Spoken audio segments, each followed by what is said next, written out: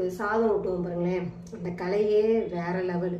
ஏன்னா அதுக்கெலாம் ட்ரைனிங் போனாலுமே கற்றுக்க முடியாது. ஏன்னா அந்த சாப்பாடு ஊட்டுறதுங்கிறது டக்குன்னு வந்து யாராலையுமே முடியாது. ஏன்னா நம்ம ஊட்டுவோம், அப்போ தான் அவங்க முன்னாடி ஓடுவாங்க, நம்ம அவங்க பின்னாடி ஓடணும். திடீர்னு வண்டிக்காரங்க யாராவது குறுக்க வருவாங்க, அதில் அவங்கள்ட்ட வேற திட்டு வாங்கிக்கணும். இவ்வளோ பிரச்சனை இருக்குது அந்த சாப்பாடு ஊட்டுறதில்ல. சரின்னு ஊட்டி ஒரு கிண்ணம் ஊட்டியிருப்போம். மீதி இருக்க கிண்ணத்தை என்ன பண்ண முடியும்? கீழேயா போட முடியும்? அப்போ நம்ம என்ன பண்ணுறோம், உருட்டி வாயில் வீணாயிடக்கூடாதுன்னு உருட்டி போட்டுக்கிறோம். இதனால நம்ம என்ன ஆயிடுறோம், ட்ரம்மு மாதிரி ஆயிடுறோம். பிள்ளைங்க என்ன ஆயிடுது, நோஞ்சா குஞ்சி மாதிரி ஆயிடுது. இதில் பார்க்குறவங்க என்ன சொல்கிறாங்க, தெரியாமல் யாராவது ஒன்று உருட்டி போடையில் வந்துடுறாங்க. ஓ, பிள்ளைங்க வைக்கிற சோறை நீ தின்றுறியா, அதான் நீ ட்ரம்மு மாதிரி இருக்க, உன் பிள்ளை நோஞ்சாமல். என்னங்க பண்ண முடியும், சோத்தை என்ன கீழவா போட முடியும்? இப்படியே ஒரு ஃபோட்டோ நம்ம நோட் பண்ணிகிட்டே இருந்தால் என்ன தான் பண்ணுறதுன்னு தெரில.